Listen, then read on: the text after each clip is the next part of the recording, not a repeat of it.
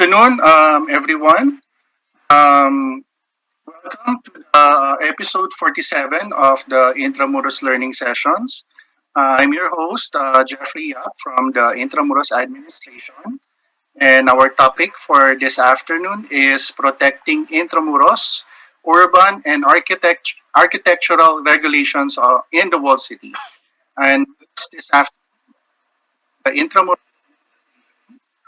Before we introduce our guest speakers, let me share my screen for the house rules.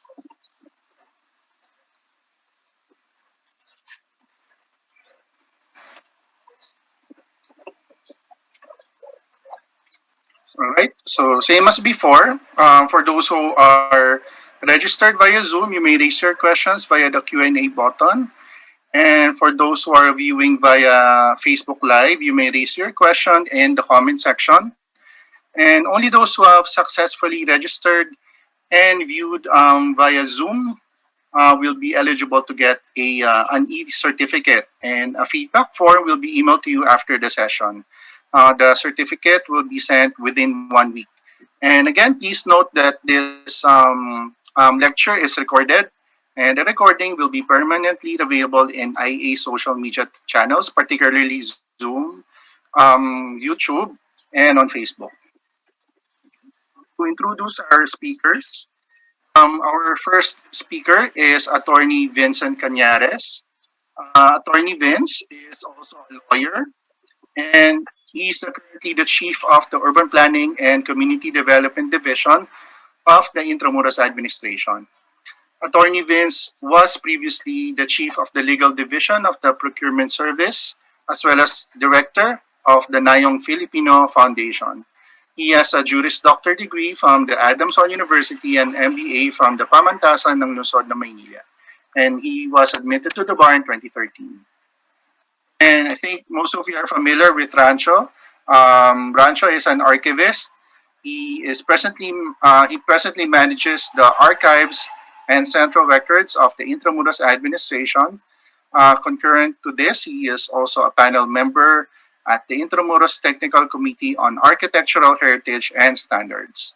Rancho was previously a communications officer at the International Council on Monuments and Sites, and he is currently completing his MA in Philippine Studies at the University of the Philippines, Diliman. Right? Let's start our webinar and or lecture this afternoon. Attorney Vince. Yeah, yeah. Thank you, Jeff, for your introduction. Let me just share my screen to all the participants.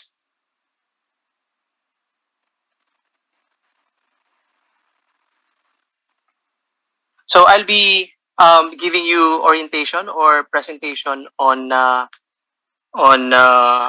regulatory mandate of Intramuros Administration. So basically, regulating Intramuros, and this is part of the learning session number 47. So, well, the basic question that we are to ask here is basically why the need to regulate Intramuros. Well, we have aside from the law itself, we have other or several reasons why there is a need to regulate. Intramuros, I think it's a very unique district because as far as I know, it's a district in the Philippines where uh, it has its own charter, aside from, of course, the local government code, which is applicable anywhere in the Philippines. So, because of its historical importance, Intramuros has to be regulated.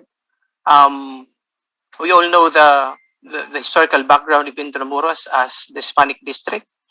The cultural significance of Intramuros, not only during the Spanish times, we should also consider our historical records pre-Hispanic. And there's a need to regulate also because of the evolution of the community. Intramuros has been the center for political and religious and political uh, arena in the Philippines before, until the end of the Spanish regime, and we fully recognize the communities that are existing now in Intramuros, especially the communities that has established in the area since the World War II until recently. And of course, again, we have the legal mandate under Presidential Decree number 1616 and others. Um, Intramuros has a unique and it's a unique setting because of its uniqueness aesthetically. I think there is also the need to regulate um, Intramuros to further enhance its uniqueness compared to the other sites that are available or can be seen in Manila and in the Philippines. So these are the legal provisions that we need to know if we talk about regulation in Intramuros. It's basically under Presidential Decree, again, 1616. So the Intramuros Administration, basically responsible for orderly restoration and development of Intramuros District. So the powers of Intramuros Administration, again, as provided for under PD 1616, are the following. Number one, to adopt, to issue, promulgate, and implement regulations pertaining to zoning. Yes. Zoning, building height, dimensions, architectural style, and design. And of course, other specifications of building constructions. Okay. Um, Another is to regulate traffic, street usage, and other related matters within the area.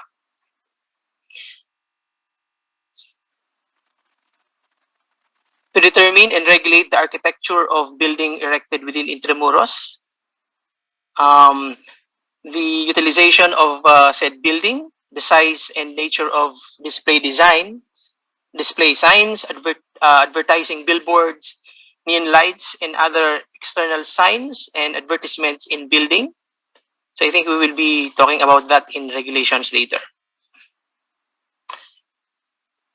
To require private holders to modify the design of existing buildings so as to comply with the approved specifications. Okay. So we have the Urban Planning and Community Development Division of Intramuros Administration. That's the well, basically that's the unit or division in Intramuros Administration that's uh, responsible in enforcing the regulatory mandate of uh, the administration. So that's our team.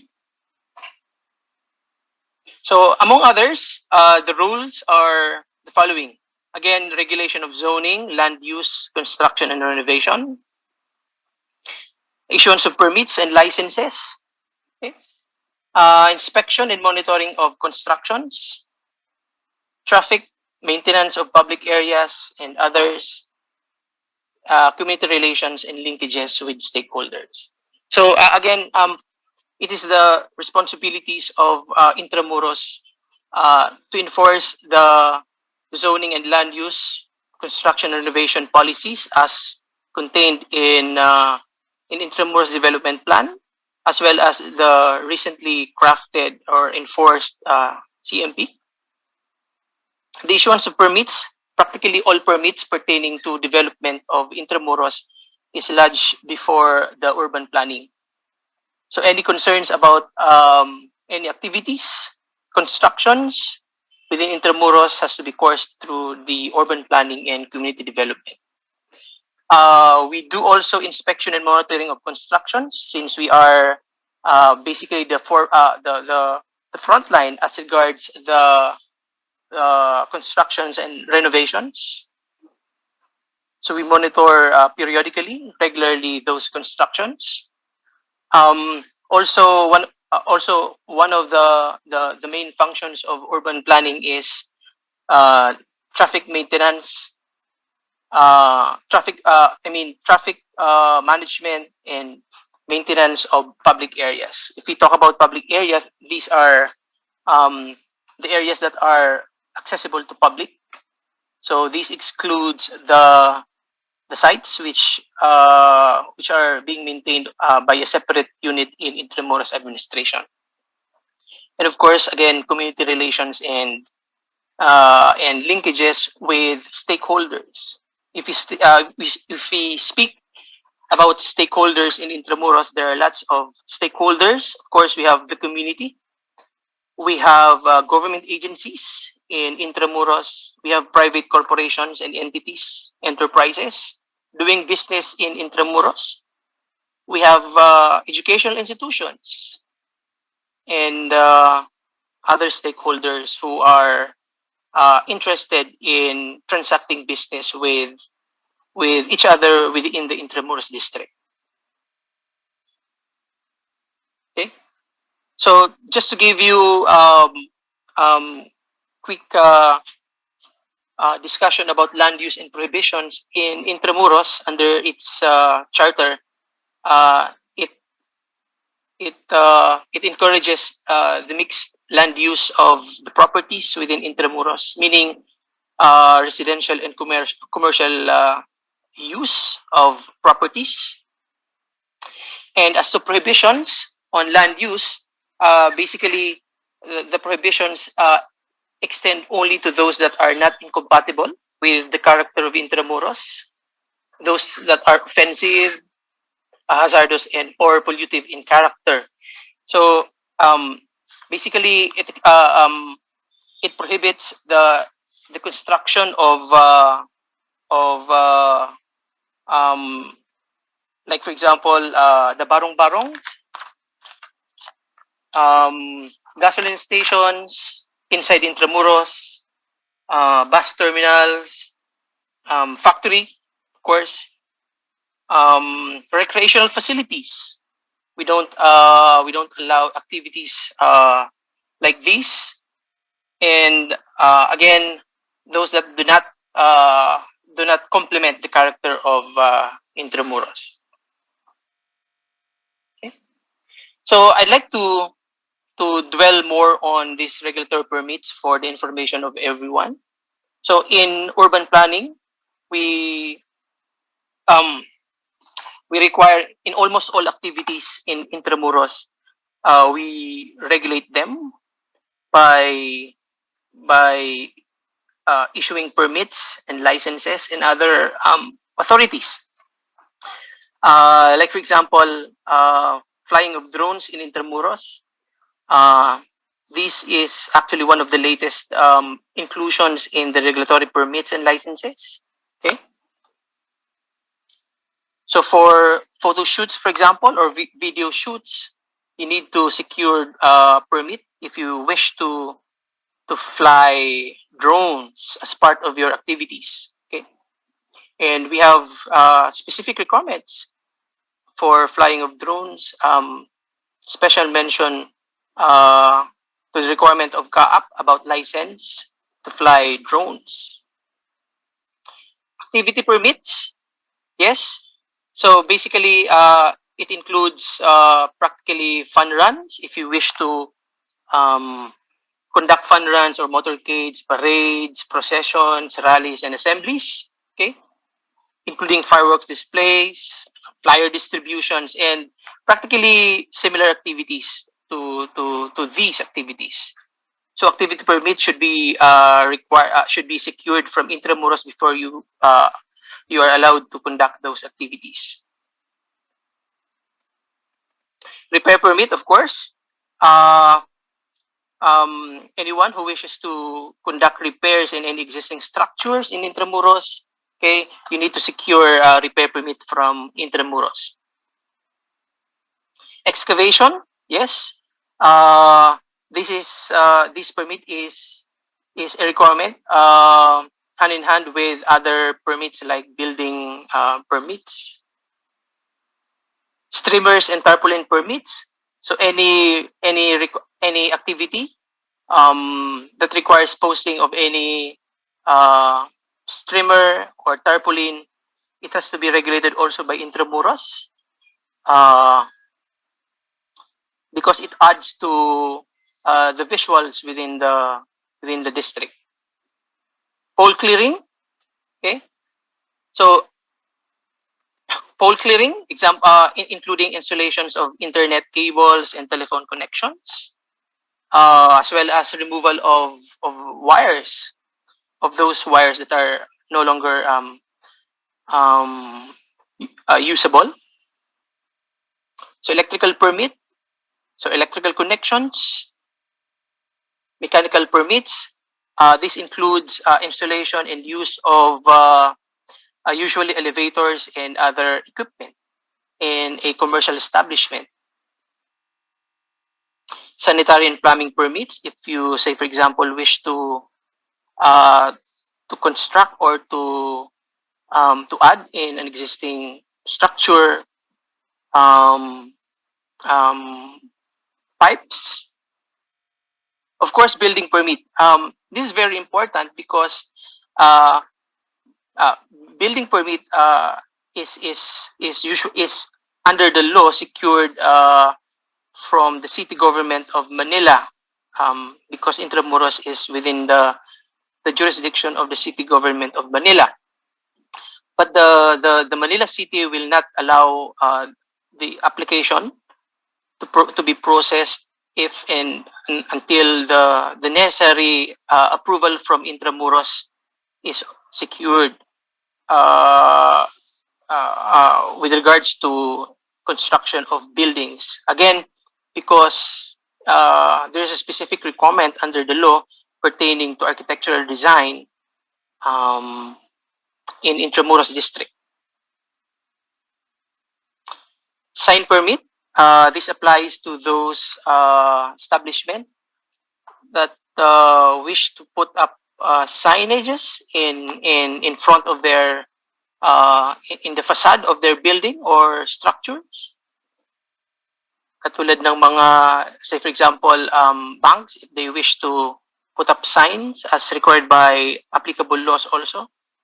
So all signages that you wish to be included in your structure or in your building, these signages should be approved first by Intramuros Administration through its duly constituted committees. So demolition permit. This is the permit that has to be secured before you are allowed to demolish an existing structure. Okay.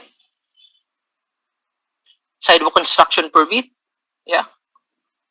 Scaffolding permit. If you wish to put up scaffoldings, and also temporary sidewalk and enclosure permit. Other regulatory clearances. We have the locational clearance. Say, for example, you wish to, and this applies actually to establishments that are conducting business. So, as a specific requirement under the law, all establishment wishing to operate business legally within Intramuros, you have to secure first locational clearance from Intramuros before you can operate. Actually, our locational clearance is also a requirement before you are allowed to before you can secure the necessary business permit with the city government of Manila. Gate passes. So practically all ins and outs involving construction materials within Intramuros has to be um, it has to pass through Intramuros for approval and recording. Okay, so basically gate pass, it involves those construction materials. If you wish, say for example, to um, to ingress construction materials for needed in your repair, then gate pass is also a requirement. So wiring clearance, development clearance. So this is an important clearance that's under the jurisdiction of Intramuros. So development clearance or IA development clearance, it's a clearance that's being secured before someone can apply for building permit. Okay, so IA development clearance is basically the clearance for the proposed structure that is the proposed structure within Intramuros district. And of course, certificate of occupancy before you can occupy an existing building constructed and erected pursuant to special requirements under the law, under PD 1616. You need to secure certificate of occupancy also. So again, as I mentioned a while back, one of the main functions of urban planning and Intramuros, of course, is traffic regulation within Intramuros. Okay, so I'm showing to you the current traffic and mobility plan within Intramuros. So basically, as a rule, okay, we only have designated parking spaces or legitimate parking spaces within Intramuros. It means that you cannot just park anywhere in Intramuros without violating the traffic regulations in the district. Okay. So basically, our traffic and mobility plan will shows that there are some areas in Intramuros that's one way, some streets are two ways. Specific locations are allotted as parking zones, okay, and others and other matters pertaining to traffic regulations. Okay, so our traffic and mobility plan, it's a plan that has been coordinated and approved not only by Intramuros Administration, but by the local government units that share the Intramuros district. Okay. By the way, we have five local government units occupying Intramuros, helping Intramuros in enforcing the law, the rules and regulations, specifically um, traffic and mobility, as well as peace and order within the Intramuros district. Okay.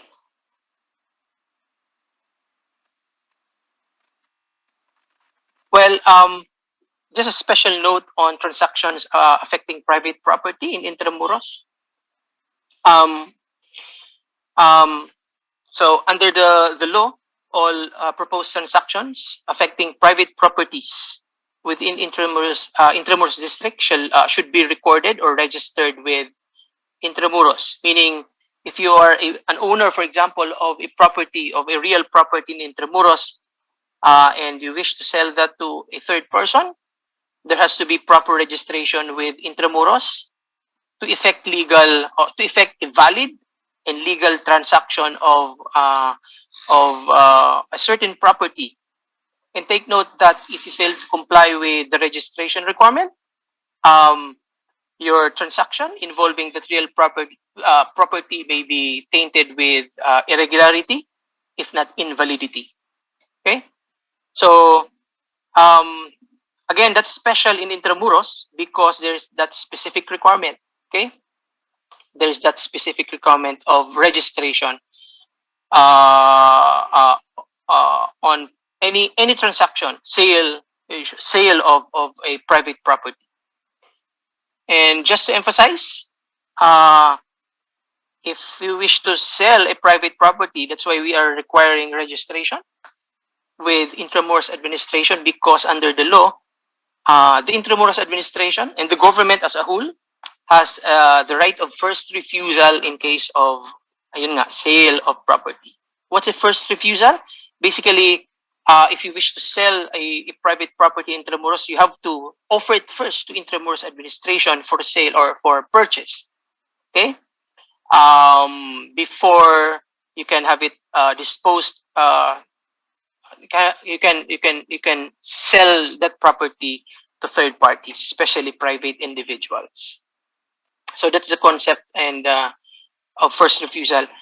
And I think this note is very important because we've been receiving a lot of inquiries about sale of properties within Intramuros, and it is our standard caveat that if you're faced with these types of offers for sale, you have to validate that with Intramuros, because well, to avoid legal complications, again, to guide you in uh, in the legalities, involving, again, transactions of real property transactions within the Intramuros district.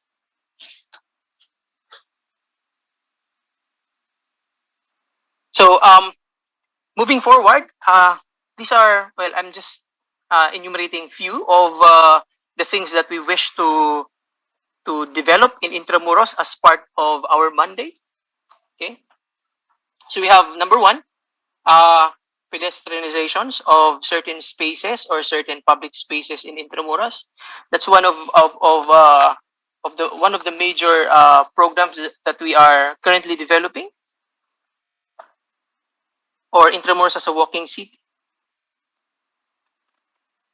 So gates rehabilitation, we are looking for we're looking forward to the rehabilitation of the gates, because I think our gates has been in existence since 1980s. Landscaping of some of available spaces in Intramuros, and some of them are actually ongoing. Like infrastructure, again, and also this is one of the major programs that Intramuros is now working on. So we are looking forward for the implementation of some of the bike infrastructures in the World City. And that's basically in congruence with the pedestrianization of some of our public spaces. And we are also looking forward to programs to make Intramuros as one of the centers, if not the only center, for education, tourism, and recreation activities. And pursuant to the mandate of Intramuros Administration, we are looking forward to incentivizing development of properties in Intramuros, because under the law, Intramuros Administration has the power to grant incentives on investments and real property development in Intramuros. But currently, I think we don't have programs for investments in real property, and in the coming years, we're looking forward, or in the coming months, where we are looking forward to a development of these kinds of programs to encourage owners to develop their properties, to help Intramuros in developing the world city.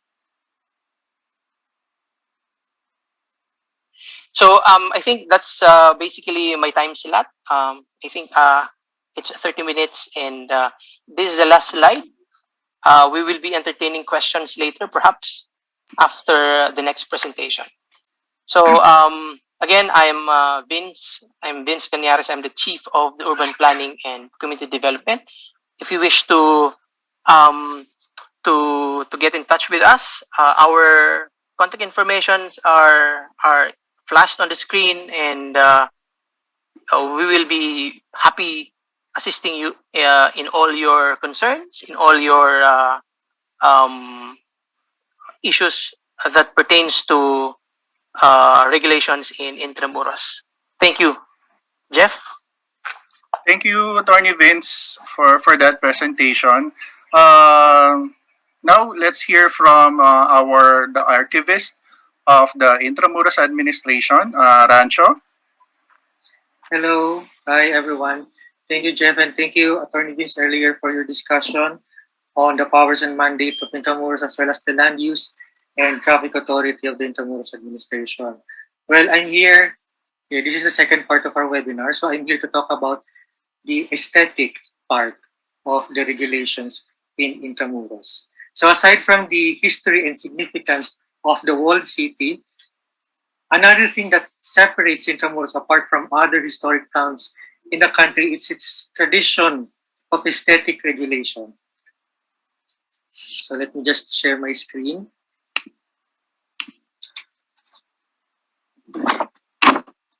Just a bit of a background. So Intramuros, the historic core of Manila, it was completely destroyed during the Second World War. It was a wasteland for many years that followed, and there were no serious efforts at reconstruction immediately after the war.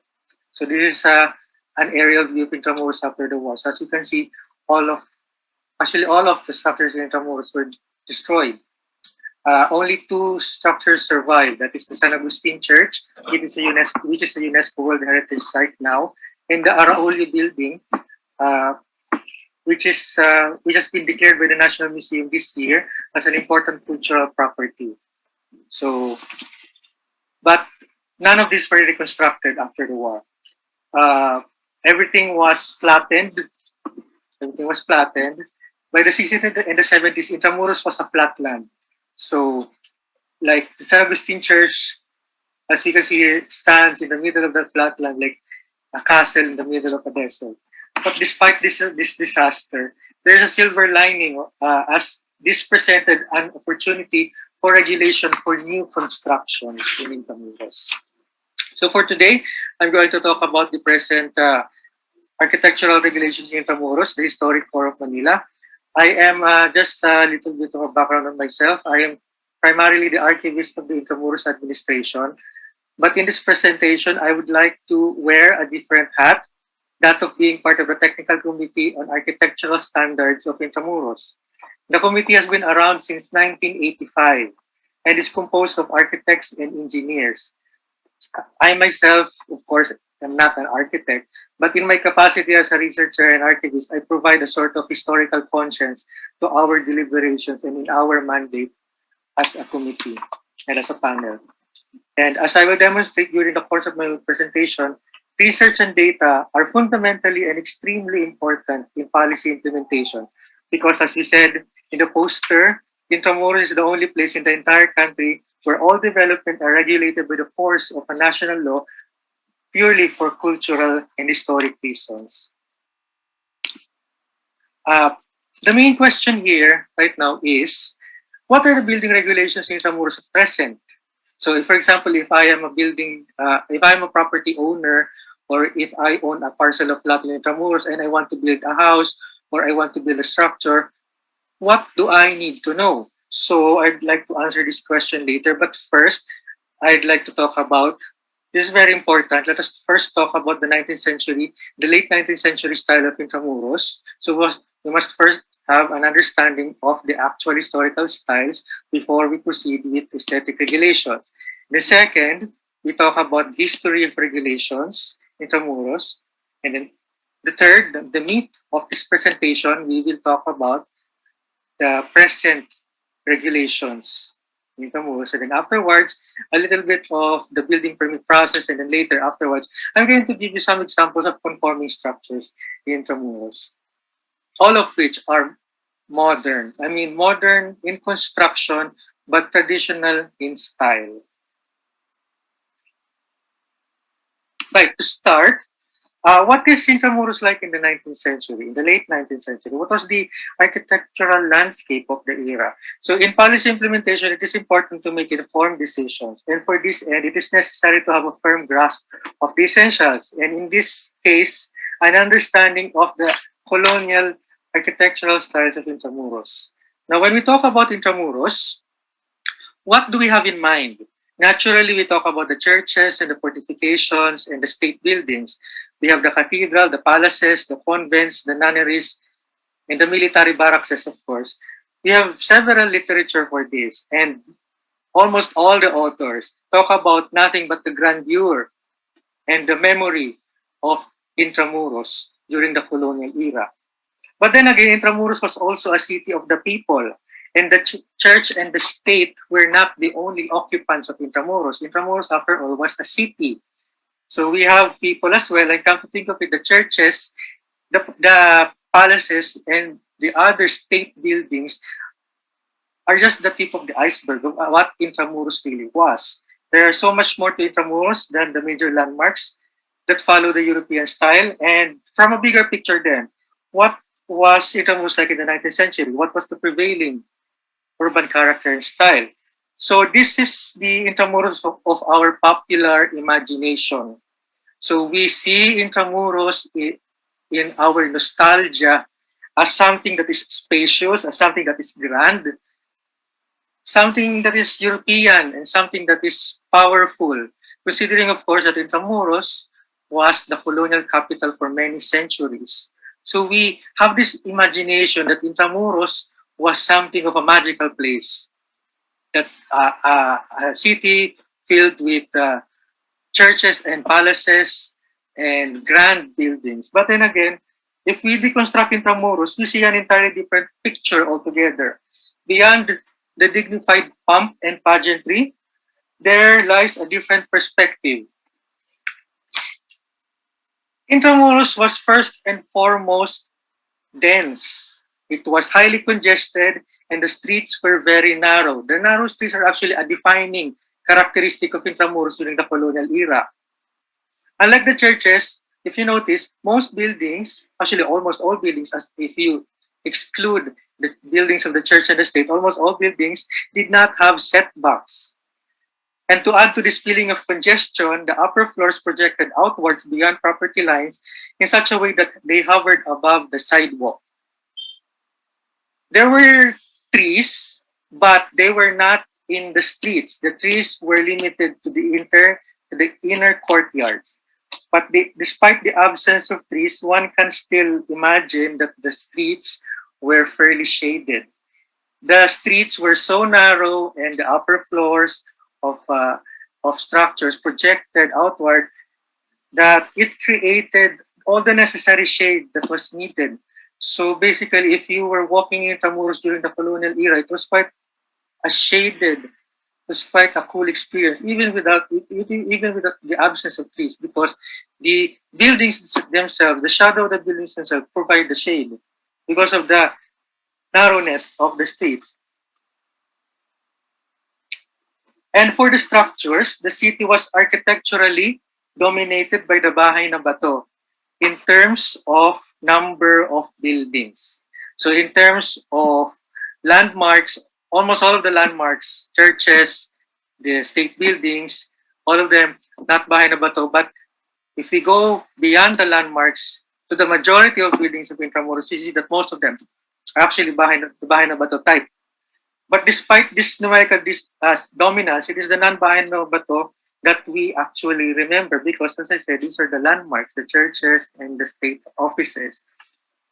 So what was the Bahay na Bato? Luckily for us, we have extensive literature on the subject.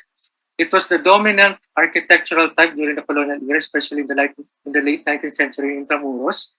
It was the all-weather house. It is made to be flexible enough to sway to earthquakes while strong enough to resist typhoons and heavy rainfall. We have three myths or misnomers on the Bahay na Bato that I first need to discuss before we proceed to the architectural regulations because we have a lot of problem making developers understand the importance of the Bahay na Bato. The first is that there is a myth that the Bahay na Bato is residential. When one talks about the Bahay na Bato, one can easily confuse it with the ancestral house because in our popular imagination, the ancestral house is interchangeable with the Bahay na Bato. This is not true. Not all Bahay na Bato, well, most ancestral houses are Bahay na Bato, but not all Bahay na Bato are ancestral houses. As we see in the picture, we have schools, we have office buildings such as the Arcilla building and the Danish consulate, and we have hospitals. And the military also made use of the Bahay na Bato. So these are really non-private, non-residential type of Bahay na Bato. The misconception is understandable, of course, because Bahay means house. But then again, its usage goes beyond residential. So, and it was almost universal in terms of usage. The second misnomer, it is made of stone because Bahay na Bato, Bato means stone. This is a misnomer because the Bato is actually just a curtain in the ground floor. If you remove the stone casing of the ground floor, what are we left with? We're basically left with a Bahay Kubo because the Bahay na Bato is just an evolved form of the Bahay Kubo, nothing more, nothing less. It is just evolved just add a little bit ornamentation there, just add some stone, and then voila, you have bahay na bato. Basically, that's the principle. So if there is a stone, although it is aesthetically prominent in the ground floor, it is actually the wooden haliges or the wooden post that hold everything up together. Then we proceed to the third misnomer is leading to this is that the bahay na bato is said to be a Spanish house, which is also an error because the bahay na bato is first and foremost vernacular, considering that it is the daughter of the bahay kubo. Basically, it is just an improvised and a more developed form of the bahay kubo. And if you remove the stone ground floor, you are left with just this. This is an example of a structure in Maribohok in Bohol. I saw this some days ago in Facebook. So this particular structure is interesting because if you put a stone wall in the ground floor, it is a bahay na bato. But as it is, without a stone ground floor, it is a bahay kubo. The principle is like that, of course. But what was the bahay na bato in Intramuros? Why was it unique? So the bahay na bato was common throughout the Philippine islands, from Luzon, Visayas, and Mindanao. But what made it unique in Intramuros? Well, in Intramuros, it is characterized by three unique attributes. Number one, it had no setbacks. It had no setbacks. It completely maximized the property line, and it, if in Tagalog we call it sagad. So it completely maximized the available land inside Intramuros. And number two, it had a courtyard. It usually had a courtyard because they maximized the space in front, so they reserved the space, the open space at the back, hence the courtyard. And then third, the upper stories usually projected outward beyond the property line. So the upper story projected outward so that there is a strip of the upper floor which hovered above the sidewalk, as we can see in the photos in the screen. And so going back, there are two types of structure actually in Intramuros. If you're going to group everything together, there are actually just basically two types, the bahay na bato and the non-bahay na bato. So there are, of course, we are familiar with the styles of the non-bahay na bato. We have the Baroque, the Renaissance Revival, the Neoclassical, the Romanesque Revival, the Gothic Revival, and the Tres Italienne, which are favored by the walls and fortifications, the churches, and the state buildings. But the bahay na bato in itself can also be broken down further into different styles: the board and batten, the flowers and trellis, the platter, and the horizontals and verticals. And if we are going to plot in the map to see the extent for each, so this is a map from 1933. So this is the walled city before the war. So as you can see, it is completely encased by wall. It's beside the Pasig River. So if you're going to plot each building according to type, bahay na bato, non-bahay na to, we get this. The shaded red areas, the building footprints refers to the non-bahay na bato type, while the green are the bahay na bato types. The black, I put there black because I'm not really sure what they are. But it would be safe to say, especially in the middle part, the heavily residential part, that these black areas could also be bahay na bato. But my point still stands. Most buildings in Intramuros during the colonial era, in terms of number, are bahay na bato type. So of course, I mentioned this earlier. We have schools such as Letran and Santa Isabel. We have offices such as the Arcilla Building at the Danish Consulate. We have a hospital, and it can also be used in military purposes. So these are just some examples. There are several styles under the bahay na bato type. So I'm going to use here some illustrations from the Institute of Philippine Culture of the Ateneo. So, and for this purpose, I'm going to utilize a classification made by Dr. Fernando Shalcita So it must be noted that under this classification, upper floors aesthetic is the basis from which the following styles are defined. So the first bahay na bato type is the board and batten style. So this is the oldest style, and if one can imagine how the bahay na bato first emerged, it would have probably been like this. So the style is characterized by the manner on how the wall of the second floor was put together.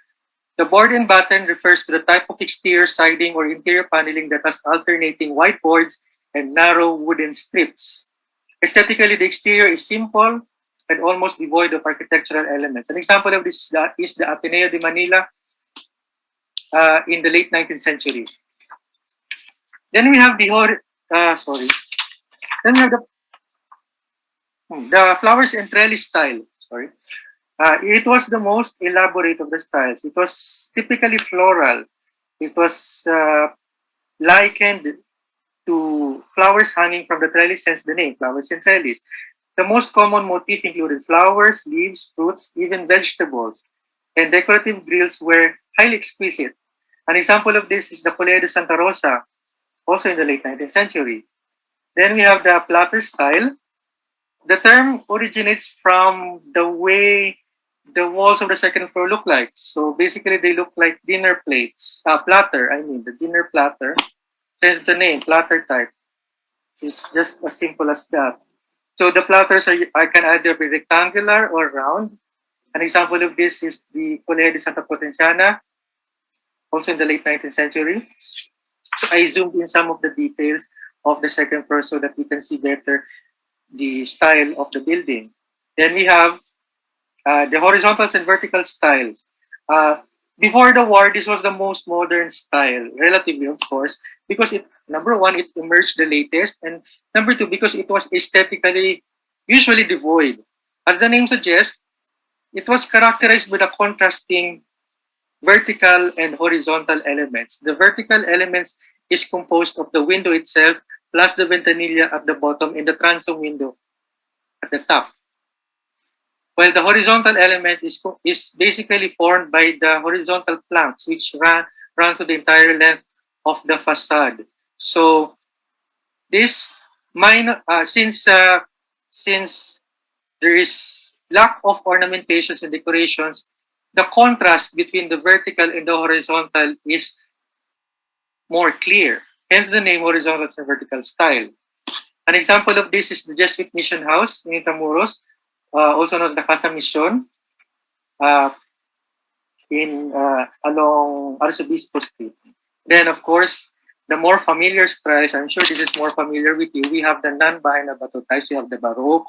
I mean, we are all familiar with this. We have the Baroque. These are used by the churches. Of course, the favorite of churches, San Agustin, San Francisco, and San Nicolas. It was also sometimes used by the gays, such as in the case of the Santa Lucia, the Real de Bagumbayan, the Puerto Parian. We have the Renaissance Revival style. It was favored by two convents, the Monastery de Santa Clara and the Veritero de la Compañía de Jesus. It was used in a military barracks, the Porta de Santa Lucia. Then we have the Romanesque Revival style, the Manila Cathedral, the Chapel of the Tertiary Order, the Order of Friars Minor, the Lourdes Church, and then we have the Neoclassical style. I'm just going to quickly go over this. So, Neoclassical style, which was the favored style of the Jesuits when they constructed the San Ignacio Church. We have, of course, the state buildings, the Ayuntamiento, and the Palace of the Governor. Then we have the Gothic Revival style, which was used in the construction of the Santo Domingo Church. But I need to emphasize here that the Gothic Revival style is an anomaly in Intramuros because there was only one known structure to have exhibited this, in this church alone. Then finally, we have the Tres Italienne. So this was the style of the walls and fortifications of Intramuros. So it was characterized by the bastion fort and ravelins, reductos, etc. And now, since we have briefly went over the styles, we now proceed to part 2 of my presentation. We will talk about the history of regulations in Intramuros. The architectural heritage of Intramuros has been recognized by the state since the Commonwealth era.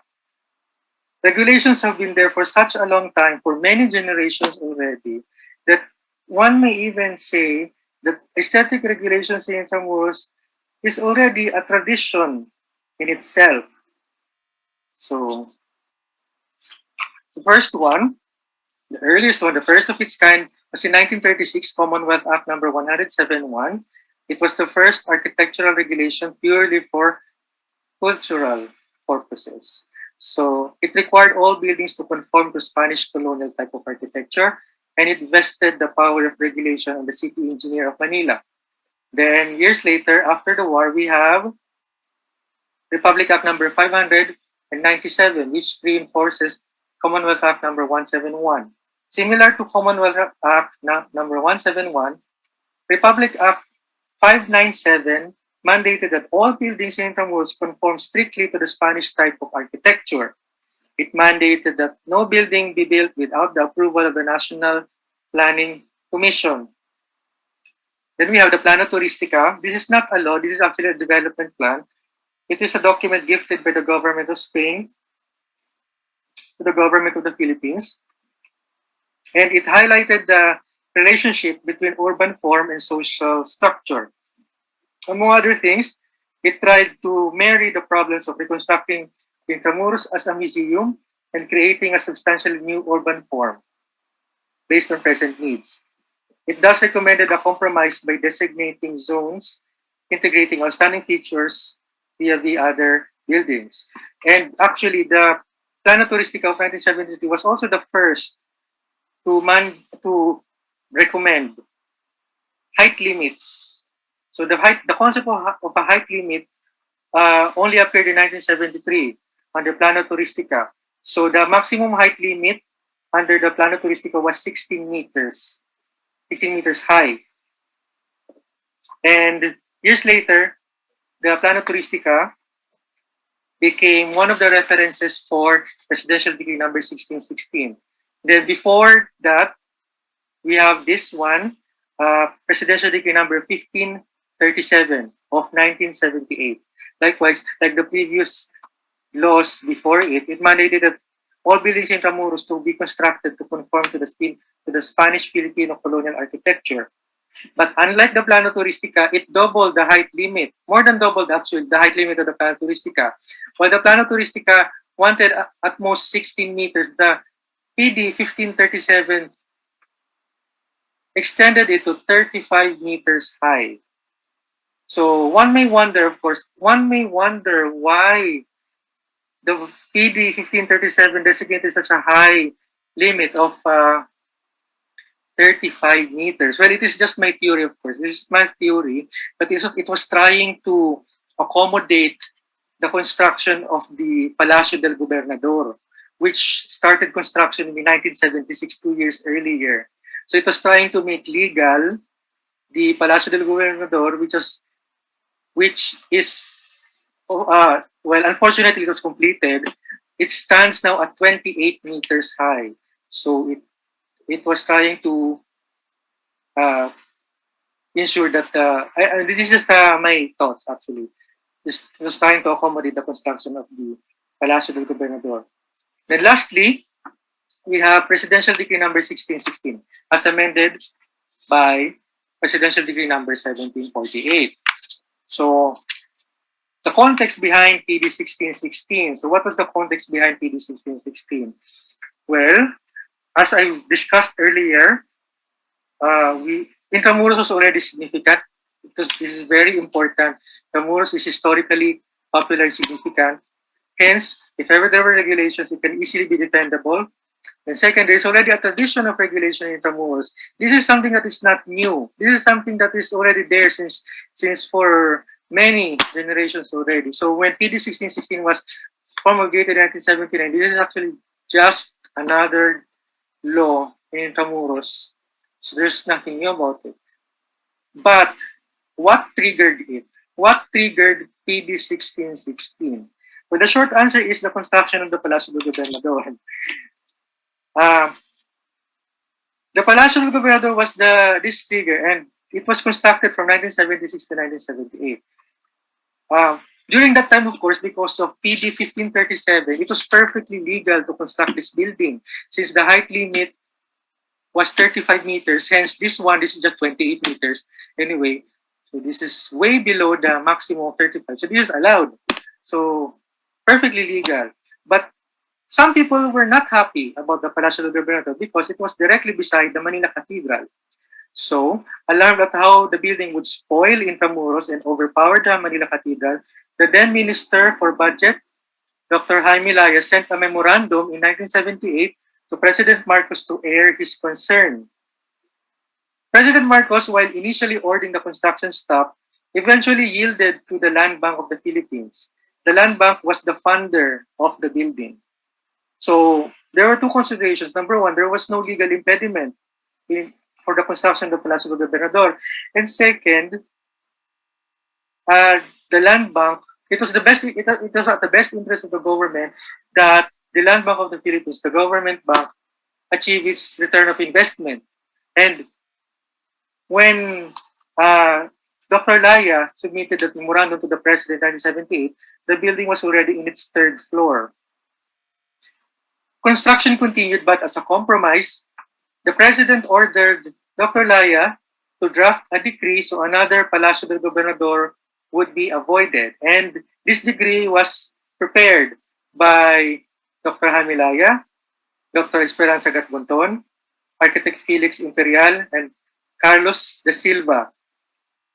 Marcos signed the the draft with no changes, and the document was numbered PD 1616. Hence, the Intramuros Administration was born. Right.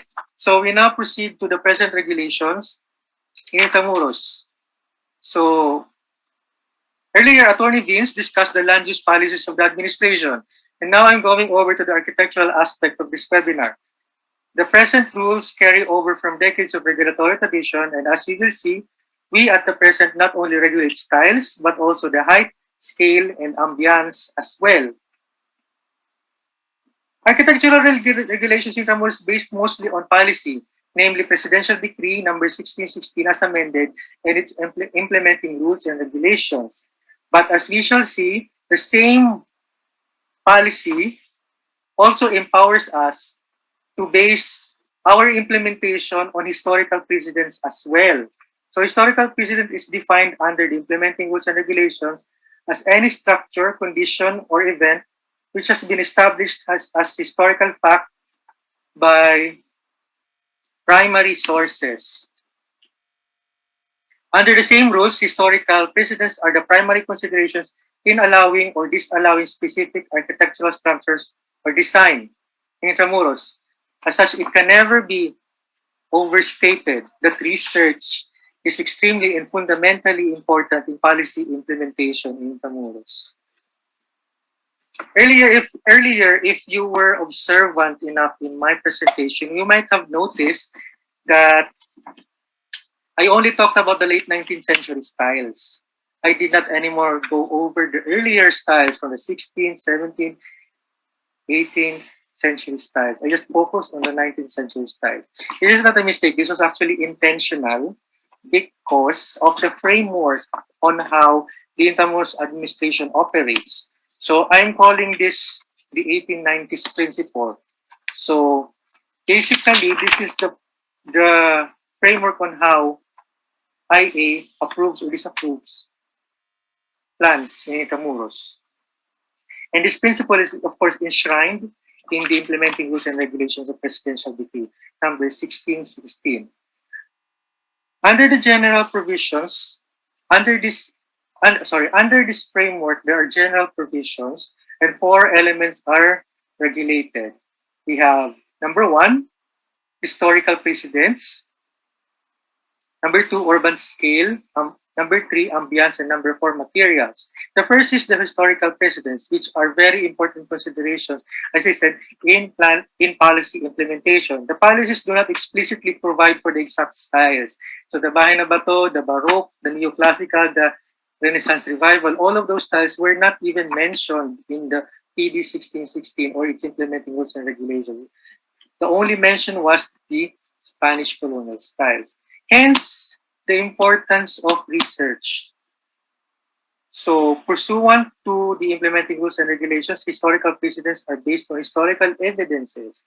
These are in turn, of course, primary and the secondary. The primary is the only evidence allowable under the law, under the implementing rules and regulations of the law. So this included photographs, plans, maps, and other documentary evidences contemporary to the era. I've also included here secondary sources. Take note that this is not considered as an evidence, but merely as guidance, because secondary sources such as books are extremely important in collation, interpretation, and analysis of primary sources. We have several works, of course.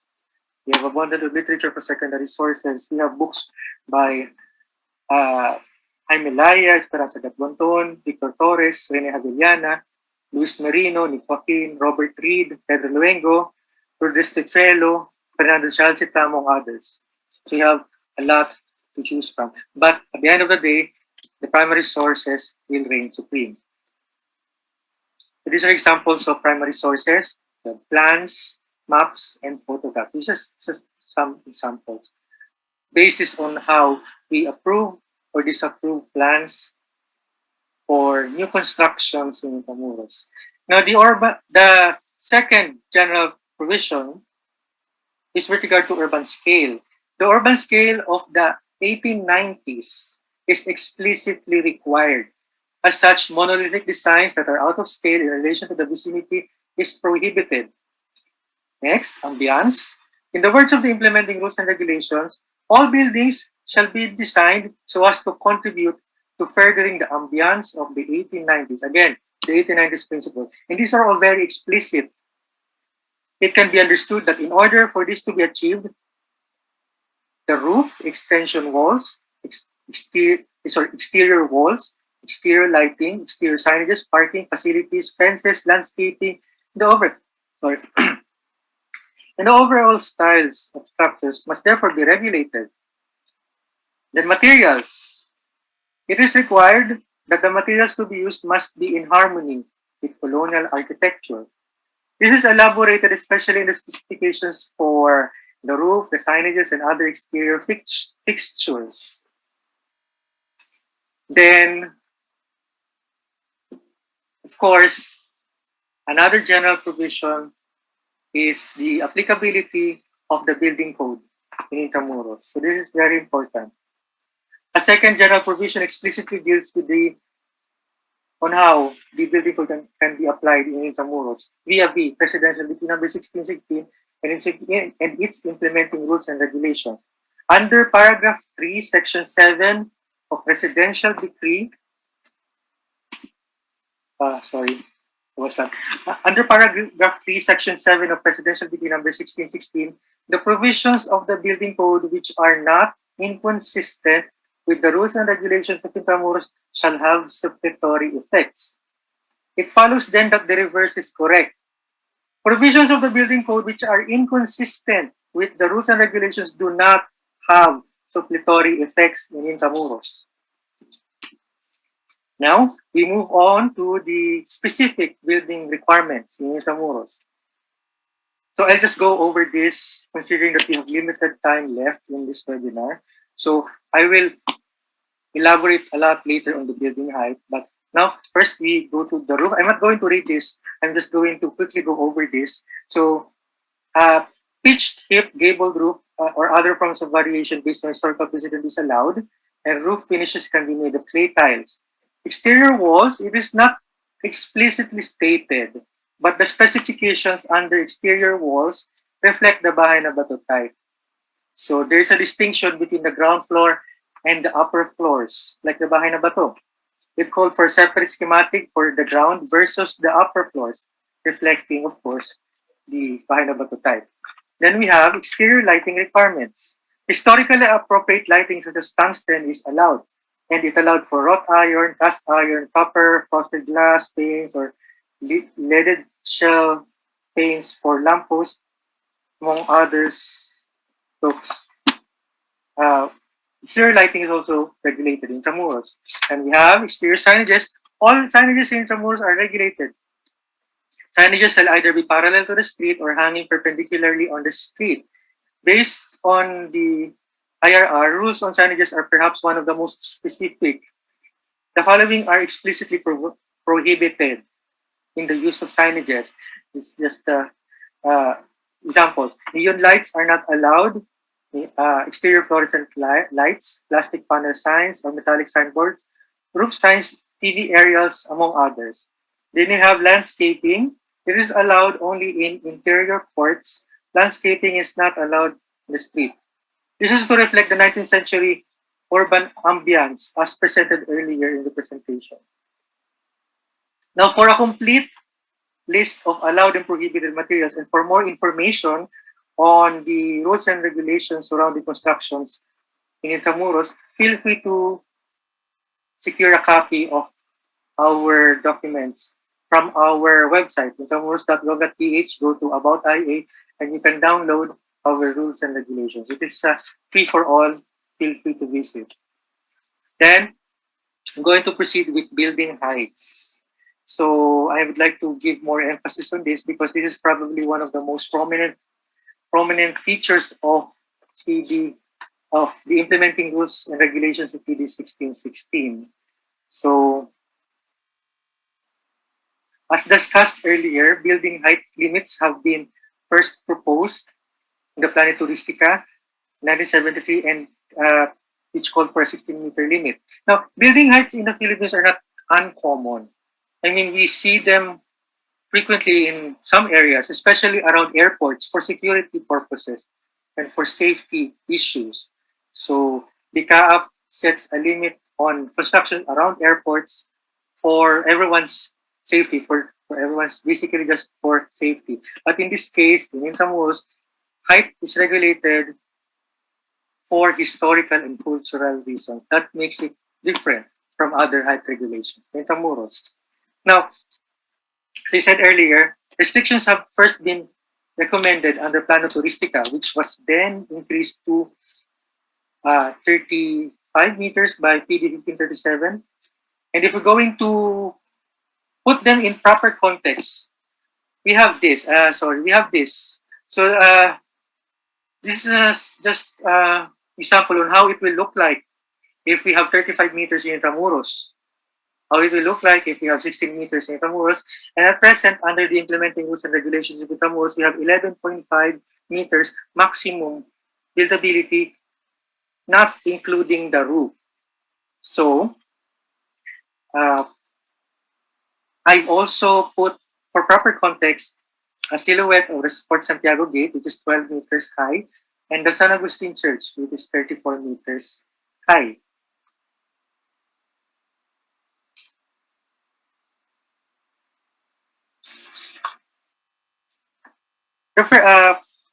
Moving on, the first thing that we need to observe is that the rules on height limits are also considered the rules of proportion and scale. So this is the specific rule on height in Intramuros. So we see 6 types. The highest that you can go is 11.5, while the lowest, or at least for a 2-story, is 7.5 meters. If you want to construct a 2-story building with a mezzanine and a basement, the maximum overall limit is 9.5. If you want to construct a 3-story building with a basement, the limit is 10.5. And if you want to construct a 3-story building with mezzanine, the overall limit is 11.5.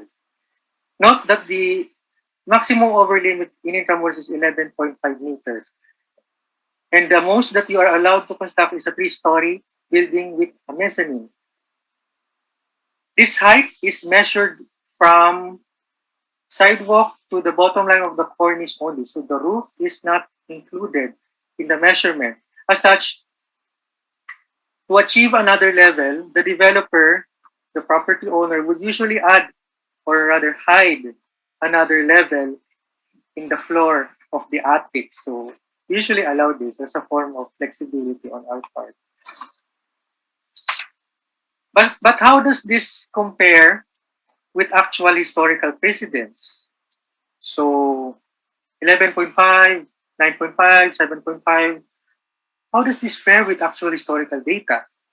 Well, to be direct about it, no building, as per photographs, no building in Intramuros exceeded 3 stories. I mean, when we talk about non-churches, because the churches are usually very high. But of course, we also wanted to be more empirical and scientific with this. So I was able to gather a total of 149 architectural plans from the National Archives.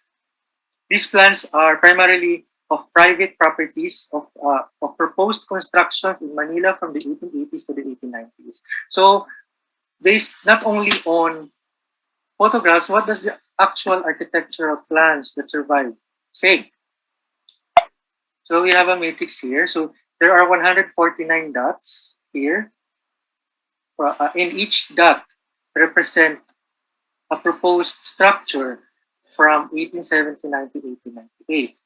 Now, I've included here as reference the measurements, the height limits of the implementing rules and regulations of PD 1616. So we have 7.5, 9.5, and 11.5 in red lines. Now, what can we observe?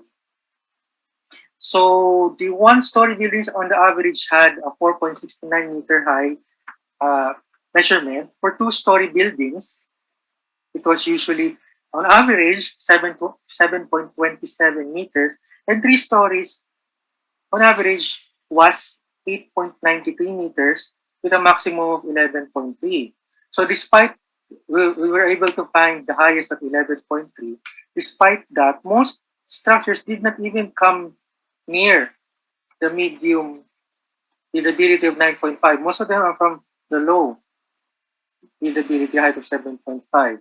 So it can be said that the most buildings, I mean, this, of course, these are all bahay na bato type, by the way. The bahay na bato type are mostly quite low in scale. As such, with this in mind, one can say that the 11.5 meter maximum of the implementing rules and regulations is already very generous as it is when considering historical precedents. However, when the IRR was being drafted in 1980 by Dr. Gadbanton and Dr. Laya, it was actually the height of the churches that served as basis for the maximum buildability. It was the churches. So it was felt that the historic urban dominance of the churches should be preserved. As such, when they were drafting the height regulations, the height of the San Agustin Church served as the yardstick. Because we are not only enhancing the ambiance of Intramuros from the street level, we are also preserving the urban dominance of the churches. Basically, the sight lines of church, specifically that church. The San Agustin Church is currently a UNESCO World Heritage Site right now. Then, we now, as I said earlier, if you want to have a more complete reading of the regulations in Intramuros, feel free to visit our website at intramuros.gov.ph. Now we move on to the building permit process. Sorry, I almost forgot. We also have the rule on special zones. Sorry, I almost forgot. So the implementing rules and regulations also called for special zones within Intramuros. Under special zones, rules were more strict. So Intramuros is already strict as it is, but inside that yellow shaded area in the map, inside the special zones, rules were more strict. So how can it be more strict despite all of the regulations already mentioned earlier? Under the special zones, reconstruction, whenever historical precedents are available, is required. Outside special zones, reconstruction is optional, while inside those yellow areas, inside the special zones, reconstruction is required. But there is a big but, only when historical precedents are available, meaning if there is an existing photograph or a plan, then you need to follow it. But if there is none, feel free to come up with your own building, but following the styles of the late 19th century, pursuant to the implementing rules and regulations of PD 1616. Now we move forward to the building permit process. This is just some info on the internal processes inside Intramuros Administration. Who is involved? Who reviews and who issues approvals and permits? Who is who? What is what? I mean, we know that the Intramuros Administration approves and disapproves, but inside the Intramuros Administration, we also have gears that ensure that the clock is running smoothly. So technically speaking, involved is the Intramuros Administration and the City of Manila. The Intramuros Administration is represented by the Technical Committee on Architectural Heritage and Standards, to which I am a panel member. Then we have the Urban Planning and Community Development Division.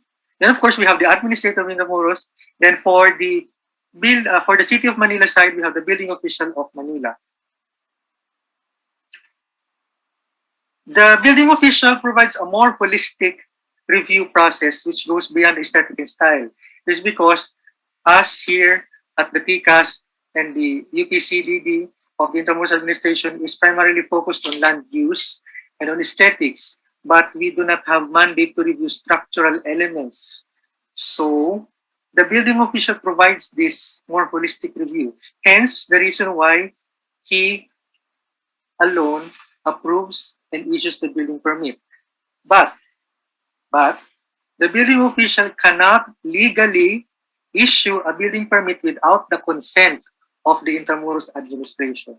So there is this relationship between the building official of Manila and the Intramuros Administration. We actually work well together. We complement each other. So how does one go about it? As a property owner wishing to construct a building in Intramuros, one must consider that four permits are required. So these are just the major permits. Well, without prejudice, of course, to the other permits as presented earlier by Attorney Vhince. So these are, I would like to highlight this: the development clearance, the building permit, the gate pass, and the occupancy permit. Basically, what happens is that the process must start with the property owner or the client. For the IA development clearance, the chief of the Urban Planning and Community Development Division, Attorney Vhince earlier, Attorney Vhince reviews applications versus land use and zoning. Then, we at the Technical Committee on Architectural Standards reviews the application versus architectural standards. If merit is found, the TCAS issues recommending approval. Then the Office of the Administrator of Intramuros, then approves the application for the development clearance. Then lastly, once the Administrator of Intramuros was able to approve the application of the client, the Urban Planning Chief issues the development clearance. Then second, we have the building permit. So once the development clearance has been secured by the client, he or she can now proceed with the building permit application. It starts again with IA. The chief of the Urban Planning Division and the members of the TCAS undertakes a final review. And once merit is found, the Urban Planning Chief issues recommending approval. Once the recommending approval is secured by the client, he or she may now proceed to the Office of the Building Official, where there is a separate process. Those are the final steps. Then once the building permit is secured, you can now start construction of your building in Intramuros. Now, question: how do we ensure that only approved buildings are constructed in Intramuros? How do we ensure that there is no illegal construction in Intramuros? This is where the gate pass comes. This is what makes the gate pass extremely important in policy implementation in Intramuros, because in order for you to deliver any construction material in Intramuros, we're talking about cement or bricks or whatever. In order for you to bring inside any construction materials in Intramuros, you need to secure a gate pass. But before you can secure a gate pass, you need to have a building permit. So the gate pass acts as a lock in order for us to deter developers from constructing structures without building permit. And this is extremely convenient for us as well, because there are only several gates in Intramuros. So there are only few gates And all of the gates in Intramuros are manned by our security personnel. Thus, I'd like to say that smuggling construction materials inside Intramuros without approval from IA is illegal. You cannot do that. So this is just, of course, this is in place to ensure that unapproved constructions are prevented. So this is just for, just part of ensuring that everything is according to what we have approved. Then we have the occupancy permit. Once construction is finished, the client must now seek an occupancy permit. This is to ensure, now this is another security check, this is to ensure that constructed buildings conform with the plans that were actually approved of, and so that deviations from the plans can be avoided. Because sometimes the final execution of a building is different from the blueprint. Now, how do we ensure that this is avoided? Now, the client need to secure an occupancy permit, but before he can receive an occupancy permit, he or she must ensure that whatever he has executed on his property must conform to whatever what was approved by the Intramuros Administration and the building official of Manila. Okay, then moving on to the last part of my talk, we now move forward to some examples of conforming structures in Intramuros. So these are just some examples, really, of modern buildings. Modern, when I say modern, these buildings were built in the 80s and the 90s, but following traditional styles. So we have an example is the Casa Ordoneta and the Casa Blanca, which is part of the Plaza San Luis complex of Intramuros. So this was built by the Intramuros Administration in the 1980s to serve as an example on how to do it right. So when IA started in 1979, in the 1980s, it was not enough that we simply lay down the rules. We must also give an example, because we must show the developers a template on what to follow. So aside from the textual, the statutory policies, we also need to have something of a role model in terms of construction. So we have such as this, the Casa Ordoneta and the Casa Blanca, which is part of the Plaza San Luis complex. And in our Plaza San Luis complex, there are 9 houses like this. In the screen, only 2 are shown. Then we have of this one, these are from private owners. So we have the Palacio Grande, a nice example of a 3-story structure. And then we have the El Amanecer building. Both buildings are along General Luna Street. Then we have the PNB building and the Chua building. The PNB building is in Andres Soriano Avenue, and the Chua building is along, I think, Anda Street. Then these are examples of reconstructions in Intramuros. So these were completely gone when the Intramuros Administration was formed in 1979. The Ecg Building is a reconstruction of the Agustinian Provincial House, which was destroyed by fire in 1932, while the Bagong Bayan Light and Sound Museum is a reconstruction of the Beaterio, of the convent of the Beaterio de la Compañía de Jesus, which was destroyed during the Second World War. So when IA took over, it was not like this, but they were able to reconstruct this one. Ecg Building was reconstructed in the 1980s, while the Bagong Bayan Light and Sound Museum, this was built in 2000, I think 2001, if I'm not mistaken. Fairly new, actually, but based on what was there before. So these are just examples of reconstructions. And then an example of what I think is a nice example of a narrow street mirroring that of the ambiance of the 1890s Intramuros, of the pre-war Intramuros. As you can see, all of the buildings here in this street, in Cabildo Street, completely maximize their property line. So they, in Filipino, we call it sagad. So, and yeah. So, at the further end is the Plaza San Luis complex, of course. Okay, so that ends my presentation for today. Thank you, everyone.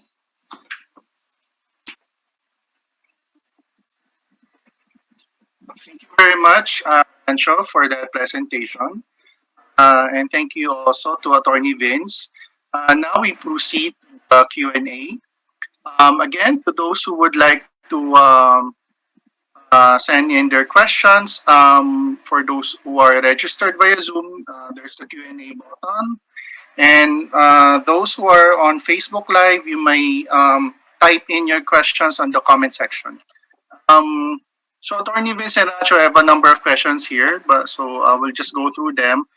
First one is from Edwin Galvez. Intramuros should be protected. This is more of a comment, but you can also comment on this. Intramuros should be protected from further destruction, if any. Perhaps IA can explore archaeological activities in areas where landmark institutions used to stand. For example, the if this one is correct, but Jesuit cross. To perhaps discover artifacts that are buried in its lands. So, any comments? Yeah, that was okay, Jeff. I think I didn't get that fully, but I think it's all about archaeological excavations in Yes. Intramuros. Yeah, I think we have regular we have regular programs regarding excavations, and that's of course in collaboration with the National Museum, right? Yes, if that's the question, if we have programs, if we have activities like that, yes, we have a. I Mhm. think we have regular coordination with the National Museum. Okay. I think this one, Dr. Nivins, also goes to you. It's a question from Layan Habana. Intramuros is a lovely walking city. However, she would like to know about the peace and order situation. Mm. The last time she was there was before the pandemic, and there seemed to be, I think, less security presence. Would you like to comment on that, Attorney Vince? Yeah, if you're talking about the presence of security these days, yes, because of the imposition of MECQ, is and ECQ rather, ECQ. Yeah, we did really limit the mobility inside Intramuros, and as regards security, um, we have visibility. May PNP visibility naman around Intramuros. We have barangay visibility, and of course we have our security roaming around Intramuros. If you're talking about peace and order in Intramuros, I think Intramuros is doing well, protecting the world city against possible threats externally. Yeah. All right. Thank you for that, Attorney Vince. There's a question from Architect Paulo Alcazaren. Hello, Architect Paulo. Has IA considered using the principle of TDR, stands for Transfer Development Rights, as part of the incentive for conservation of buildings and properties Ah, in Intramuros? And there's a follow-up comment. Let me read this. Of course, it assumes that there is a receiving area for these rights and assumes further that there is a larger planning regiment that covers Metro Manila. Any comments? ah, s- I'll sorry. read the question again. Has IA considered using the principle of TDR or the transfer development rights as part of the incentive for conservation of buildings and properties in Intramuros? So maybe If address this question first. that's considered already, uh, sorry, Rancho, I don't have development on that, but as far as I know, uh, we have our CMP now, right? But on that aspect, I'm not really sure if I can address that fully. Okay. Um, Ernesto Malay is asking how much part of Intramuros is privately owned. Yeah. Um, yeah. Yeah. As to the percentage of ownership, it's around 65% privately owned. Okay. Right. There's comment here. There was no, from an anonymous attendee. There was no mention with regards to restoration and the like. What are the process in restoration, conservation, preservation projects within Intramuros? Um, can I answer that? Yeah. Sure. Okay. Yeah. So under Presidential Decree number 1616, the Intramuros administration has two mandates. Number one is restoration, and number two is orderly development. So right now in this webinar, we're only discussing the second one, the orderly development of Intramuros, which refers to new constructions. Now, with regards to restoration, which is under a separate division, the Cultural Properties and Conservation Division of the Intramuros Administration. Now, lucky for us, we're going to have a separate webinar on that, purely focusing on the current conservation projects in Intramuros. So let's look forward to that. So next month we're going to have a webinar on that. Okay. A number of questions here from Architect Paolo. We'll answer. We will. I will read two of them. Has I done a visual resource analysis and set guidelines for conservation of visual corridors to and from buildings and sections of Intramuros? So Sorry, anyone can answer. from Architect Paulo. Yes. The present rules and regulations, as it is right now, it was drafted in the 80s. We're not really sure if they did such a thing back then. But right now, I think we did. We had a separate document, the Conservation Management Plan, which is also had a extensive discussion on that. And if for more for the information of everyone, for more information on the Conservation Management Plan of Intramuros, we have a separate webinar for that. Previously, so we had us last year, I think, Jeff, tama no? Yes. Yes. Last year. With Mark, Attorney Mark Evidente. Yes. Feel free to visit our recordings on that at YouTube. Okay. A follow-up question: if the IE is converting Intramuros into a pedestrian-centered district, is it removing all requirements for parking to be provided per building, area, or type? Removing parking. Yes. Once Intramuros turns, once Intramuros becomes a pedestrian-centered district. Well, I think that's the goal of the development of Intramuros is that's basically to make it as a walking city. Yeah. But we haven't honestly we haven't talked about total eradication of parking. But I think that's a good topic, of course, in future discussions about pedestrianization or converting it as a walking city. Yeah.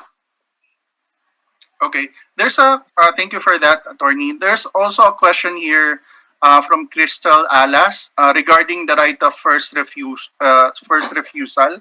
of Intramuros Administration. How will it be assured that it will not be tainted with personal interest of some sort? All right. Well, I think the best answer on that is that the right of first refusal is vested with vested in the board of administrator of Intramuros, and it's not a one man team, so it's composed of heads of agencies, um, government agencies. So I think if the question is if it's gonna be compromised, I think it's remote to happen. It's remote to happen. I'm pretty confident that um it won't be like that. Okay. Thank you, attorney. Another question here. Are there any plans for to make Intramuros as a hub for social enterprise and Mhm. small businesses like food tourism, um, like restaurants serving food? Will there be any plans? Because I believe we already have Yeah. the yes, right? But will there be other locations for it? Well, I think there's it's in our pipeline about SMEs and making Intramuros as a cultural hub, not only showcasing food and culinary products, but practically all aspects of culture and tourism in the Philippines. I know there is that in the pipeline already. Mm. Okay. There's a question here from John Paul Beleria. How did the Spanish government prepare the Plano Turistica? Did they conduct prior studies in Intramuros?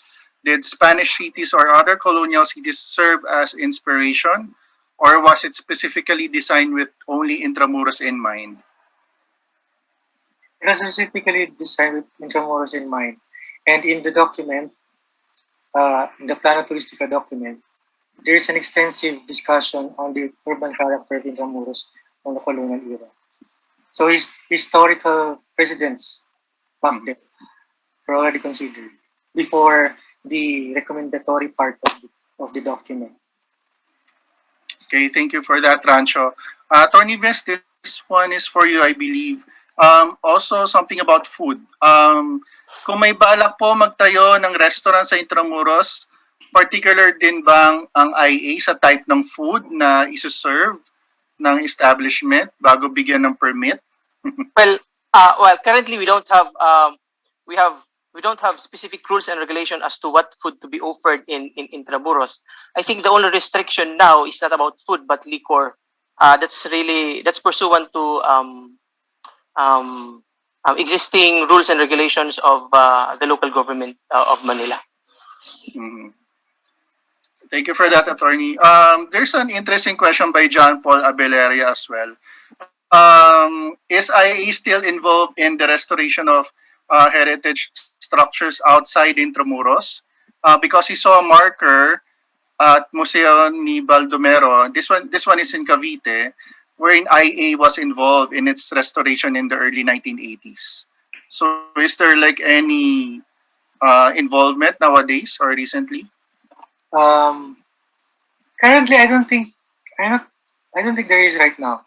But back then in the 80s, the Intramuros Administration was very active in restoration work, not just inside Intramuros but outside as well, because there was this the Intramuros Administration, especially in its early days, was like a magnet for like the experts and any heritage experts in the heritage community somehow connected to the Intramuros Administration as a consultant, as a previous employee, Yeah. as a previous whatever. So there was this time when the Intramuros Administration was highly active in giving assistance to restoration works outside Intramuros. But right now, I can't think of any, except that we are also involved in other museums as well because we loan some of our antique items.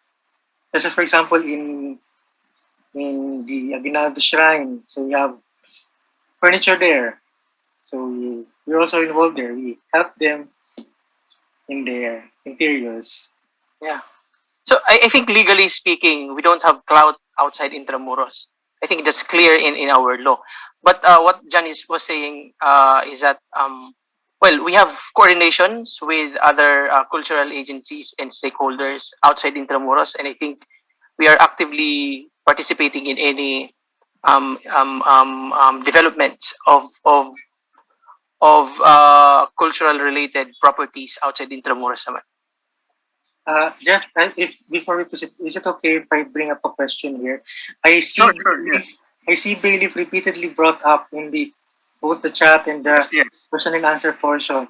Well, just to set things straight, Bailiff, the Banco Filipino condominium, and all those high-rise buildings, including the Palacio del Gobernador, these were all constructed before Presidential Decree number 1616. Okay, I hope that answers the question of Several people. about the bailiff and its height Yeah, requirements. Bailiff. Yes. Right. Okay, there's a question here by Dr. Abraham Domingo de Castro. Does I have plans of reconstructing the churches that were destroyed during the war? Only one is possible right now, and that is the San Ignacio Church. The rest, no longer possible because the areas where they once stood are already built up. Okay. This one is a question about regulation. Is there a possibility to get samples of mortar from different structures in Intramuros? How about mortars on the ground within Intramuros? Will that be regulated? This is not regulated. I Mhm. mean, we're not that specific. Okay. Uh-huh. Let's see more questions here. Um, did the San Ignacio Church area underwent redevelopment? There's a question here from Ernesto Malay. What do you mean by redevelopment? I mean, the church requires Yes. to reconstruct the exterior close. He's asking about restoration or is it already finished? Not yet. It's not yet finished, but we'll get there Okay. eventually. So the church is intended to be reconstructed, at least in the exterior, intended to be reconstructed to its former glory. As to the interior, Okay. that's still for discussion. Okay. There's a question here about construction materials. So sometimes architecture and engineering students are required for projects. For example, a plywood base for a large scale model. Do conditions as such require gate pass or permits? Well, basically, bringing in construction materials inside Intramuros, you require business gate pass. Uh, I can't I can visualize with certainty the question. They're asked to make a model, ba? Yeah, I believe so. Yeah. Hmm. So bringing in Question has something to do what maybe scale model. Yeah. scale model. Scale model. Well, for academic purposes, these are not really required. Yeah. Well, the very essence of gate pass is to regulate the entry of construction materials. But materials like things to be used inside campuses, they are not really um, strictly regulated. So they can bring in school supplies Mhm. to make scale models. Mhm. Okay. I've answered some of the questions in relation to the ISF. Maybe we can answer one of them here. Are there structures by the ISF within Intramuros regulated by IA? In the first place, we cannot regulate them because they're not the property owner. So in order for you to secure a development clearance or a building permit, you first need to show your title. Mm-hmm. So if you can't Yeah, present a title, you cannot Yeah. legally acquire a permit. Hence, you cannot construct. to be very okay, Jeff, to be very straight about it. Well, ISF, they're not really the legal occupants of a property because, of course, there is someone who's owning the property, and those people are not are not legally authorized to occupy that. That's the concept of informal settlers. Regulation wise, Jan is correct. We cannot really regulate something um, that's right. outside the legalities of an activity. All Yeah. right. Okay. Thank you for that. Um, what are the instances that building permit that has been approved by IA is denied by the building official in Manila? Was there ever an instance like this? We can't really know because after us, the client is on his own. I mean, once the development clearance has been secured from us and once the recommending approval for building permit has been secured from us, then the client will proceed on his own to the building official. So we can't really know what Yeah. happens next. Yeah, if I may add, Jan. So before a building permit is issued or is processed, so that's the basic requirement is the development clearance from Intramuros. After a development clearance has been issued by Intramuros Administration, sometimes clients do not go back to Intramuros for Mm-hmm. for um, for the development actually of the structure. So sometimes they Mm-hmm. do not pursue with the proposal with the intention to to construct. So basically, John is right. We cannot really supervise if a particular development clearance has ripened into a building permit. Okay. And There's a question here by architect Eric Akpedono of Ateneo Institute of Philippine Culture. So, hello, Eric. Regarding the occupancy permit, Mhm. what happens if after completion of a new building in Intramuros, it is discovered that the building significantly deviates Mhm. from the plans approved by the IA? Yeah, but basically it can be issued an occupancy permit because of deviation. So what basically has to be done is to go back to IA and to have the deviation approved by IA. So it's a post facto review and approval process by IA. Mhm. Okay, there's a question here by an anonymous attendee. I think do you still have time for questions? I think we have a number Yeah. of questions. Yeah. All right. In the future, will there be restoration projects in the yellow zone where regulations will be stricter? I think the yellow zone is the one that Rancho presented a while ago. Special zones. The Will special there be zones There restoration are actually projects? some buildings for reconstruction, but we're not going to preempt that by disclosing it right now. Some developers have already submitted. Some I'm not going to say, but rest assured, some development is underway. Mm-hmm. Okay. Some questions here are okay. So questions on the illegal settler family. So those questions, okay, we will devote a separate learning session for that. Okay, so don't worry, we're addressing the ISF. Another question from architect Eric. On street parking in Intramuros, how are those areas marked where parking is allowed? There are mostly no signs and or markings on the state pavement. Yeah, right. Well, I think I presented a while back the current mobility plan, the traffic and mobility plan, where you can see where to park and where not to park. Well, as a rule, you cannot really park along the streets of of Intramuros, and we only have designated uh, parking spaces. And well, for now, we only have we have three IA managed parking properties, and there are also privately managed parking properties. Mhm. Yeah. As to signages, as to information about parking spaces, yeah, that's a good comment actually. I think we can consider that in the development of signages also. Mhm. Yeah. Okay.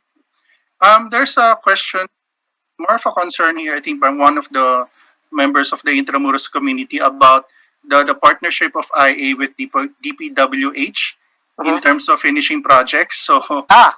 think Okay. that one is her concern is the one on Arsobispo Street near Ah. Fort Yeah. Santiago. So Ah. will Yeah. that be finished, or is it like an Yeah. archaeological feature? The one going to Fort Santiago. Yeah. I think it was stalled because of an important excavation, finding somewhere in that area. That's why it was stalled because we had to do coordination with the National Museum.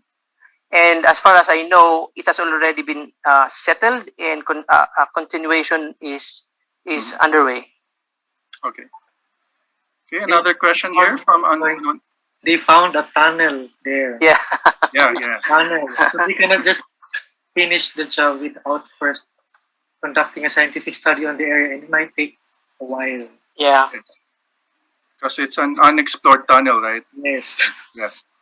So yeah, let's wait for more details on that.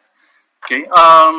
Another question here from an anonymous attendee: are there any plans for amendments of PD 1616 to be Mm. relevant and responsive to our times, like incorporating sustainable architecture and construction with architectural heritage included?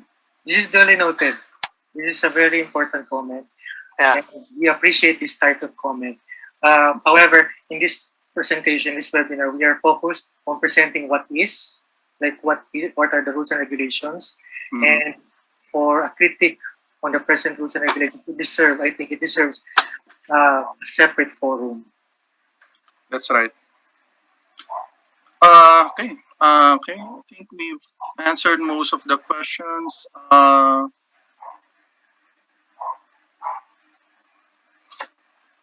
There's another question here. What's the plan of IA with regards to the dungeons? I'm not sure which dungeon this person is referring to. The one near Letran and PLM, some of them are noticed are natambakan. Maybe I think yung mga chambers. The chambers, yeah. Yeah.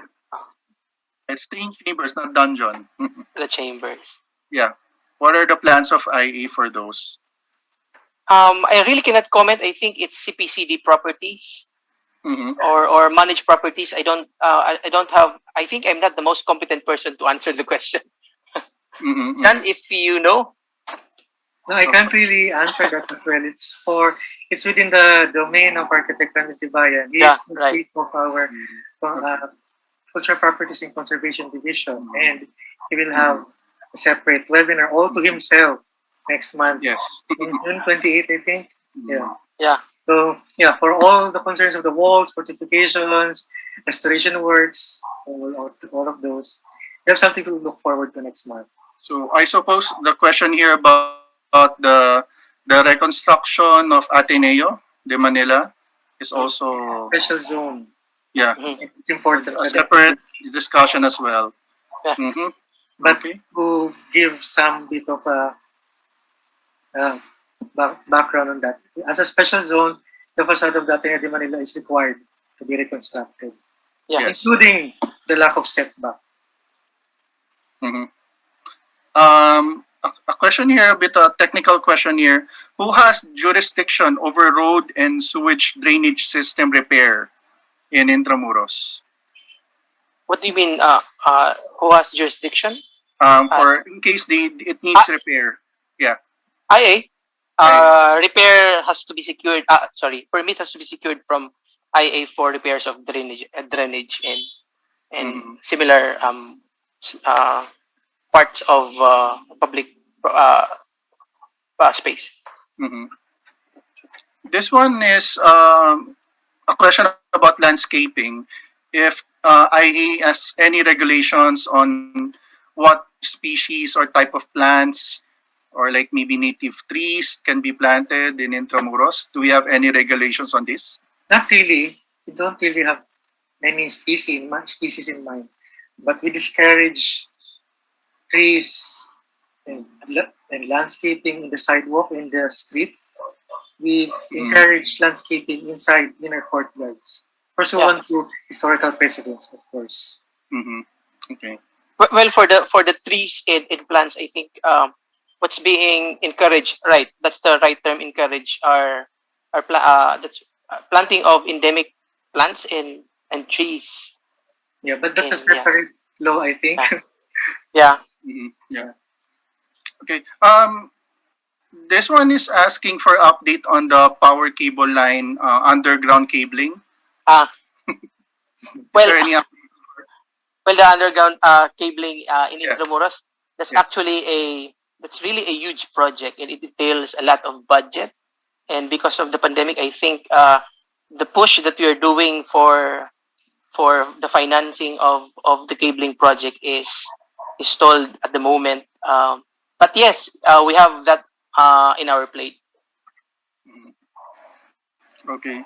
There's a question here that I would like to answer about walking tours. Crystal is asking about free walking tours, like the one Carlos Cedran is usually holding. Actually, the tour of Carlos Cedran is not free. It's sometimes it's free, but oftentimes it has a fee. Please stand by. I think some of my friends who are tour guides might provide free walking tours, so we will most probably announce it on our Facebook page, social media account, should there be free tours for the public once we have addressed the once we reopen or once GCQ. Okay. I think we've answered most of the questions here. Maybe we can wrap I things think up, I or think maybe a few more. I think I'd also like to address Erica Pidon's comment here. Is it common practice for Yeah. IA to legalize buildings that deviated from the approved plans? Mhm. No, it is not actually. So, we if deviated buildings are really irreconcilable with historical precedents, then we have no choice but to withhold occupancy permit until they comply. Mhm. And there is a penalty, I think, attorney, that runs like pumapatak every day. Yeah, the 500 pesos per day. Yes. And some of the people who refuse to comply with the occupancy permit, some of them have legal proceedings, I think, di ba, attorney? Mm, yeah. You have legal proceedings with them. So we're really concerned as well with with property owners who refuse to comply with the occupancy permit. That's true. Yeah. There's a question here about trees again, tree planting near historic sites. What if it's fully grown? The roots may cause damage to the cultural property. How is IEA addressing this kind of concerns, like ancient trees near historic sites? We have. I think I'm not sure if we have. In Gabriel, perhaps. Maybe I don't think we in have. Fort Santiago, the acacia tree is very Yeah. far from it. So, yeah. Yeah. So But far, I'm anonymous attendee, we don't have any. Yeah. So I'm not sure. yeah. hmm Yeah. So we don't have any trees near stuff. Perhaps they're talking about the trees beside the walls, the big trees beside the walls, like for example those Yeah, in maybe. perhaps in, I think in Gabriel there were trees there. Yeah. Mhm. Okay. Yeah, but we But ensure the trees are far from the walls. yeah, I think there's no serious issues naman on the existence of trees beside the walls. Well, as far as I know. Yeah. Okay. Maybe just a few more questions, but this has something to do with tour guiding. Um, for inquiries about tours, you can send me an email at tourism@intramuros.gov.ph, and I'll be happy to answer your questions in relation to about tour guide, tour guiding, how to be an accredited tour guide. All right. So, have we missed any questions here? Maybe last few words from Attorney Vhince and Rancho before we finish the lecture or we end the program. Well, again, thank you very much for attending our ILS today. My presentation on regulation is very concise. I think it was supplemented by Rancho naman. But again, if you have queries, specific questions, specific concerns about anything that involves regulation in Intramuros, the IA will be very glad to assist you. I think I posted already my credentials, my information, our mobile, our telephone, and our email address. Please shoot us an email. We will be very happy to assist you on any concerns. Thank you. Thank you. Thank you, Attorney Vince. Rancho? Well, if you are a property owner in Intramuros, and I have noticed that there are several property owners in the chat and several stakeholders. But if you own property in Intramuros and you'd like to construct something in your property, feel free to consult with us.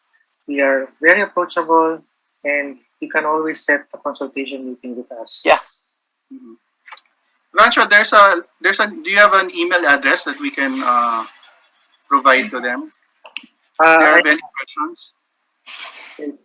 um, it's research at intramuros.gov.ph. That's right. Yeah. Research at intramuros.gov.ph. Okay. All right. So, you can and Attorney Vincent Cañares and Rancho Arcilla for this very interesting discussion. Okay, before we end the ILS this afternoon,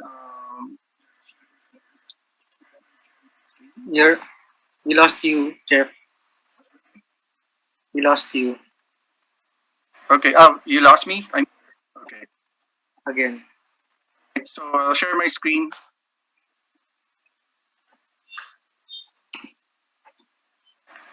Okay, so you can reach us through the following social media accounts. Official Intramuros Administration on Facebook. We're also on Twitter at Intramuros, also on Instagram, Intramuros PH, and on YouTube, Intramuros Administration, where all of our videos, ILS, are. If you missed any of our previous sessions, you can visit our YouTube channel. Simply type bit.ly/IAILS. And of course, don't forget to hit the subscribe button. And if you're interested in the ecclesiastical art of IA, search the keywords Intramuros Administration and Google Arts and Culture. So we're also there if you would like to see some of our collection. Thank you, everyone. I would like to thank our more than 200 attendees on Zoom today, this afternoon. I think it's one of our well-attended ILS so far. And to some of the LGUs who have attended, the tourism officers, most architects, maraming salamat po from the schools and colleges in Intramuros.